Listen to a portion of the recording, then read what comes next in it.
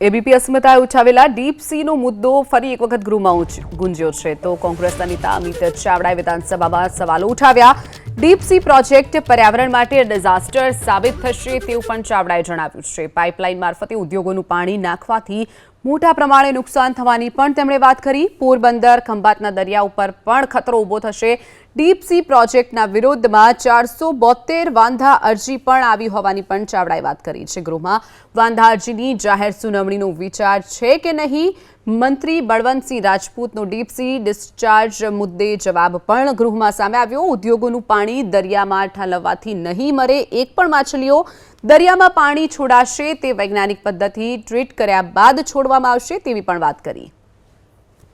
દરિયામાં પ્રદૂષિત પાણી છોડી દેવામાં આવે, ચૂપચાપ કોઈને ખ્યાલ ના આવે એવી રીતે છોડી દેવામાં આવે એવા પ્રોજેક્ટોનો માછીમારો પણ વિરોધ કરી રહ્યા છે, ત્યાંના સ્થાનિકો પણ વિરોધ કરી રહ્યા છે અને કોંગ્રેસ પક્ષ પણ આ માછીમારો સ્થાનિકોની વાતને સમર્થન કરીને આવા પ્રોજેક્ટનો વિરોધ કરીએ છીએ।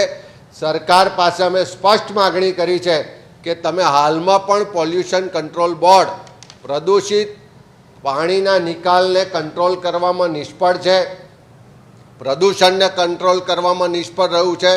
હપ્તાખોરીના કારણે ઉદ્યોગો બેફામપણે પ્રદૂષણ ફેલાવી રહ્યા છે, ત્યારે આ ડીપ સી પ્રોજેક્ટના મારફત એના માધ્યમથી આવનારા દિવસોમાં દરિયાનું પ્રદૂષણ ના થાય એની ચિંતા અત્યારથી કરવી જોઈએ ને આવા પ્રોજેક્ટો કરતાં પહેલાં આવા પ્રદૂષિત પાણીને રિસાયકલિંગ કરીને ફરીવાર એનો ઉપયોગ થઈ શકે એવા પ્રોજેક્ટોમાં સરકારે ખર્ચ કરવો જોઈએ।